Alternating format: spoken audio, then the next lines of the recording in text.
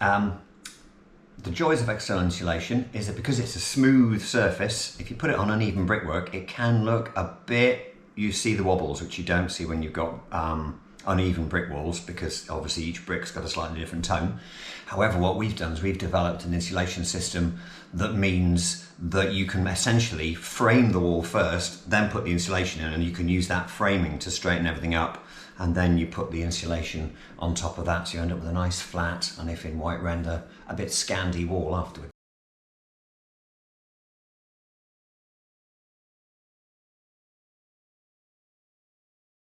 So, you've gone online, you've seen that fantastic offer for a heat pump, and you've gone, oh, I want one of those, and then you get that email back from them saying, I'm sorry, your property's not suitable. This doesn't mean your property isn't suitable for a heat pump, it just means your property isn't suitable for that particular business model, where they want to look for the lowest possible cost, and therefore the houses with the least problems, the most standard installs they can find, which is slightly annoying because it means we don't get the easy ones to do, we get all the ones that have been rejected by our eight-legged friend, but hey ho, we're here to help.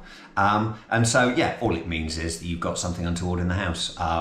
Our heat pump surveys give the option to go and get that sorted.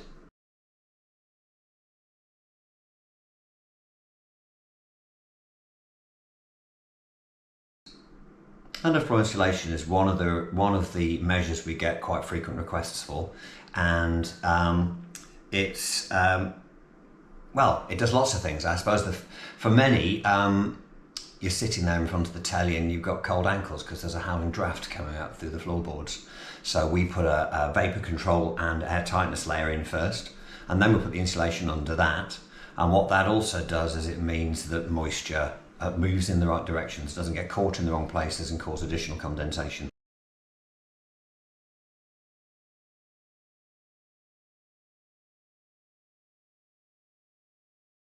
So you've spent all that money putting PV on your roof, sun's out, you're generating lots of power, then the sun goes in just before you sit down in front of the telly, or you want to cook your tea and you're thinking, oh, wouldn't it be great if I could actually cook with that energy that came out of the sun earlier?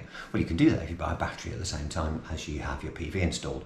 It makes it 0 rated for VAT, and which is obviously its first point of saving, but therefore it enables you to shift energy from when it was generated to when you want it.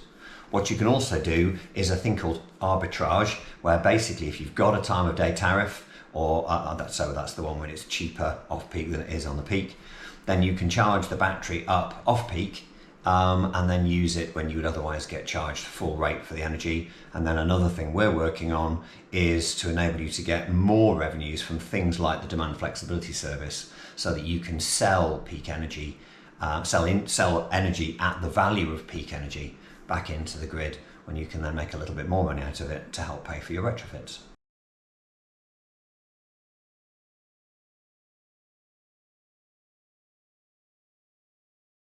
If you've got an unfilled cavity in your house, the U value of that wall is quite catastrophic. You're just hemorrhaging heat. So to be fair, cavity wall insulation wasn't a bad shout, but when they first came up with the idea, they used some materials that once wind-blown rain got driven through the wall and into the insulation, it then enabled it to get into the house, bridging across that insulation that you'd put in the cavity.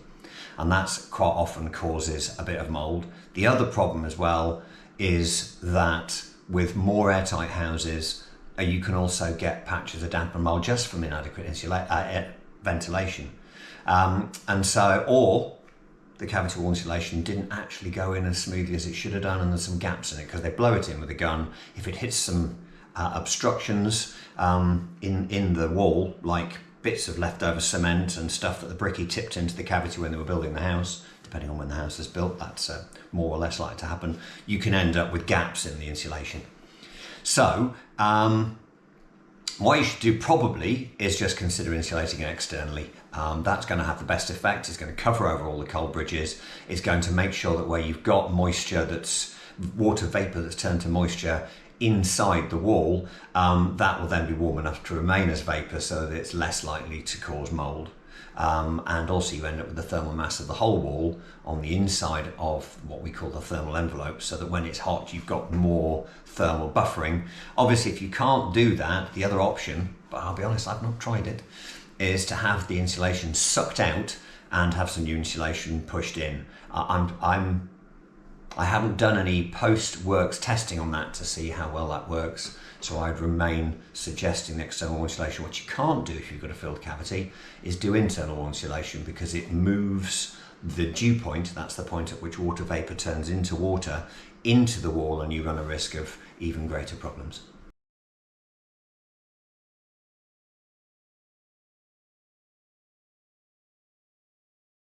I love this question. How do heat pumps still work in winter?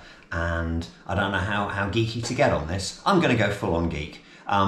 Because there is a thing when a material changes state, so gas to liquid, liquid to solid and back again, there is not just the heat itself that it's carrying with it, there's also the fact that it requires heat to actually make it jump up the ladder of states, and it gives off heat when you drop it back down again. And that's how a fridge works. It's called latent heat. And that's quite clever, really. It's why if you put your hand in front of a kettle in that clear bit just out of the spout, you really burn yourself, because the water vapor then condenses on your hand. So you not only get the heat transfer of heat a lot, you also then get the heat of that state change dropping back down into the liquid form. So what happens in the back of a fridge, and therefore what happens in a heat pump, is what you're doing is you're compressing and expanding gases on each side of where you want the heat and where you want to get rid of the cold. And so that's why if you stand in front of a heat pump that's running, it's a bit parky. But what that means is that latent heat happens no matter what the temperature. So as long as the system is geared to be able to still achieve the compression back to liquid and the expansion back out to gas in an outdoor temperature like we get here, which they all are designed to do, then you end up with some heat coming out of it no matter what happens. And there are even heat pumps at work in Antarctica, although obviously they're a little bit differently designed to ours, because ours are mostly designed to still give you serviceable heat at -5, and you might have to just fess up to being a bit parky if it goes below that.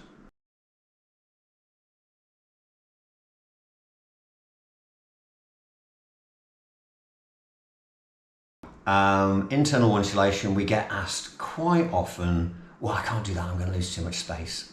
And we did some internal insulation on a house that was so small that despite being 2-bed, it didn't qualify under the national minimum space standards as even a single bed flat. So if ever there was going to be a point where you felt the loss of space, that would be it. And the customer has not really noticed now that it's in. You're usually only doing one wall. If you were doing all of the walls, then yes, you might notice it, but you're just doing the end wall, the one out onto the street, usually, and so you don't normally notice it. In fact, we have just done a house around the corner where, because of the nature of the layout, we actually did internal insulation on the flanking wall as well.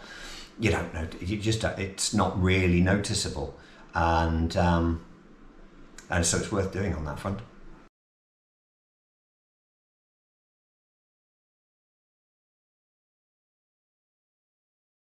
So quite often when you come to insulate your house, you can't really do the front wall, partially because maybe you're part of a terrace. It's going to look a little odd if yours is just the one insulated, although I've seen it done, it doesn't look that bad. But planners are particularly attached to what they call streetscape. They don't want you to spoil it, and so they tend to prefer you to do internal insulation or brick slips, which, as if they were ever convincing for not being brickwork, but that's how it goes. And so, but also if you've got some of those nice brick features on the front of the house, some of those nice little bits where it corbels out around the gutter, or maybe you've got a 19th century lintel with a couple of little features in the stonework, you don't really want to spoil those, covering them in insulation. So we recommend internal insulation at that point, and what we do is we suggest that you insulate up, if you've got a semi, on the side and the back, but then you internally insulate on the front. And as long as you get a good overlap between them, which is normally sufficient just by the way that the walls overlap, then you don't need to wrap it round. Sometimes if you use a thinner insulation on the front, you can end up with a little cold strip between the two, which can drop below dew point, but because we recommend a wood fibre internal insulation with that little bit of extra thickness, we don't get that problem.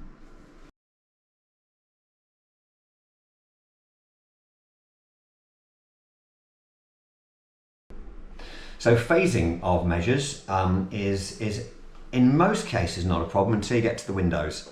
So if you're externally insulating, then we tend to advise that you put the windows in the insulation because you get a better performance around the outside of the frame as it meets the wall, so you don't have a little cold strip all the way around it. And similarly with internal wall insulation, you quite often find that window fitters will put windows right in the middle of that outer layer of brickwork, and what that can mean then is the cold basically flanks around your expensive insulated window and you get another little cold strip around the inside, and if you're not careful that can end up with a little mouldy strip. We had a customer a few years ago who rang me up and said, I've just spent X thousand on all these windows, why have I got mould around my windows? And I went to have a look, and it was basically because they put the windows right in the middle of this brick, because the window sections themselves were about 70 mil and a brick is 103. So you had a little cold strip around it. What we tend to advise with those is put the window so that it joins with the insulation. So if you're going to internally insulate, then you probably want to move the window back a bit. But obviously, if you're not retrieving the old recess where a sash window used to be to put the window in there, where it will perform the best, and you're just putting it back into a not dissimilar location in that outer leaf to where it was, then actually you can still build out your insulation so that it butts up to the window and gives you that little bit of overlap for the thermal bridge, but then when you come to reglaze from the outside. But if you are wanting to retrieve the original look of a 19th century property, where the sash windows would have been built in a little step behind a brick nib in the outer leaf and then built into the inner leaf, that's where you can put a new window, but obviously you want to wrap the insulation all the way around that, and the brick nib's in the way, so you can't do it externally. So it's not quite as easy, but what we have tried on a couple of houses is designing the internal wall insulation so that the window reveal is in timber, which if you want to put architraves back around your windows, you need anyway, because you can't really nail architraves to plasterboard. It looks a bit weird, and you quite often haven't got a straight line to get a good detail up to. Then you can have the reveal removable so that you can then post the window into that later.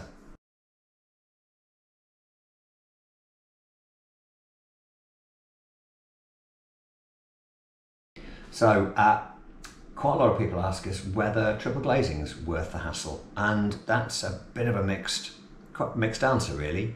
They're more thermally efficient, so the heat loss out of a double glazed window is about half as much again as the heat loss you get out of a triple glazed window. However, you get slightly less solar gain through a triple glazed window because there's another pane of glass in the way, and you lose 12 to 15% of your light coming in with each pane of glass you put in. But in some cases that's actually a benefit because your eye works logarithmically with light anyway, but the heat gain from the windows doesn't. So what that means is midsummer you've got a bit more protection, although obviously midwinter you've got slightly less. We tend to recommend them because of the overall thermal efficiency, so that it helps you in the summer and you're saving more energy than you've lost from loss of solar gain in the winter. It has the other really cracking benefit, which is the soundproofing is awesome compared to double glazing. I haven't investigated the physics of it, but you get considerably better soundproofing when you've got a triple glazed pane between you and the noisy people out on the street.